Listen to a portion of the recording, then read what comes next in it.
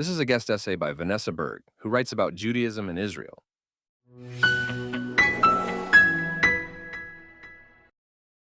Baseball fans vividly remember the so-called steroid era, a period marked by widespread, largely unchecked use of performance-enhancing drugs that inflated player performance and distorted the game.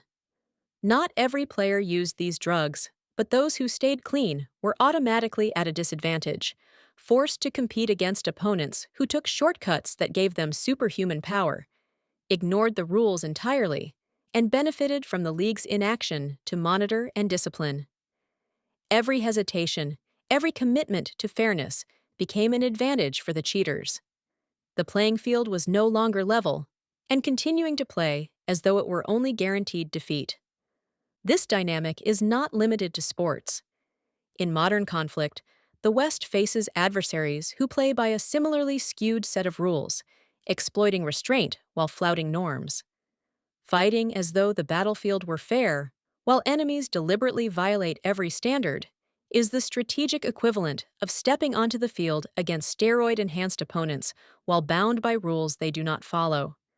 From insurgent groups in the Middle East to state-backed militias and terror networks, the dominant model of conflict facing Western powers today is asymmetrical by design. It is not a bug of modern warfare. It is the strategy. These adversaries do not seek parity on the battlefield. They seek advantage everywhere else, in moral confusion, in media narratives, in legal gray zones, and most of all, in the West's own restraint. They hide behind civilians. They embed military assets in hospitals, schools, and residential neighborhoods. They deliberately blur the line between combatant and non-combatant. And when the inevitable response comes, they weaponize the consequences, turning civilian suffering into a strategic asset. This is not incidental, it is the entire playbook. Iraq and Afghanistan offered grim proof. Despite superior technology, training, and firepower, Western forces were repeatedly hamstrung by adversaries blending into civilian populations, exploiting rules of engagement designed for symmetric wars.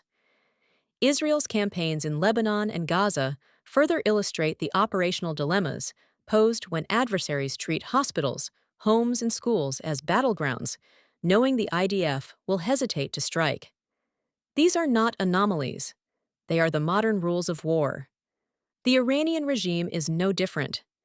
As the chief patron of Hezbollah, Hamas, and a network of other state-sponsored terror proxies, it operates by the same rules, or rather, the same lack of rules, as these groups.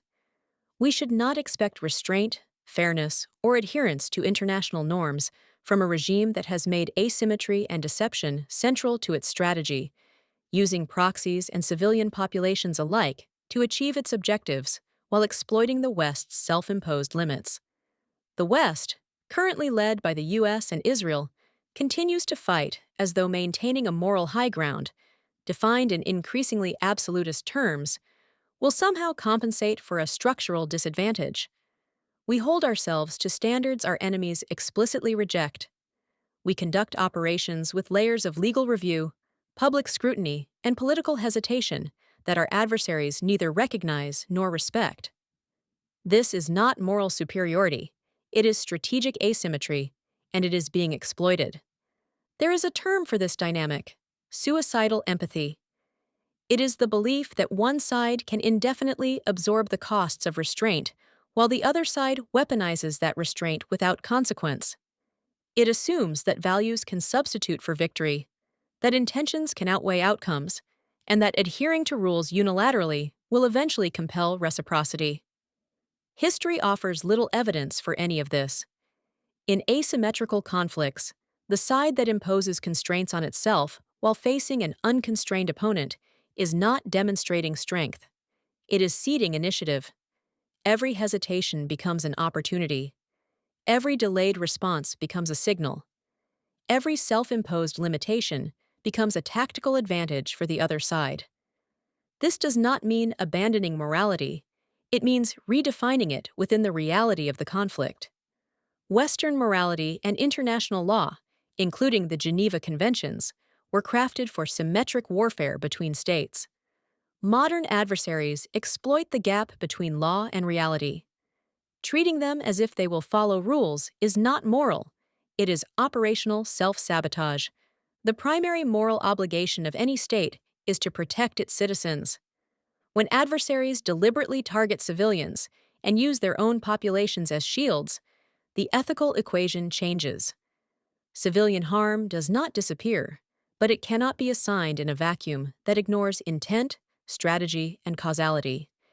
If one side systematically embeds military operations within civilian infrastructure, that infrastructure is no longer purely civilian in function. If one side deliberately attacks population centers, the expectation of immunity for its own assets becomes untenable. War does not become clean, but pretending it can remain clean under such conditions is a dangerous illusion. So too is the notion that it is our responsibility to safeguard the civilians of an enemy who deliberately places them in harm's way. When adversaries hide behind hospitals, schools, and residential neighborhoods, they make a calculated choice to use their own population as a shield, turning human life into a strategic asset. The ethical obligation of the West lies first with our own citizens, not with those who are being exploited as instruments of war. Attempting to protect enemy civilians at the cost of strategic effectiveness is not morality, it is self-inflicted vulnerability. The West must also demand more from its own media. In asymmetrical conflicts, images and stories are powerful weapons, and adversaries know it.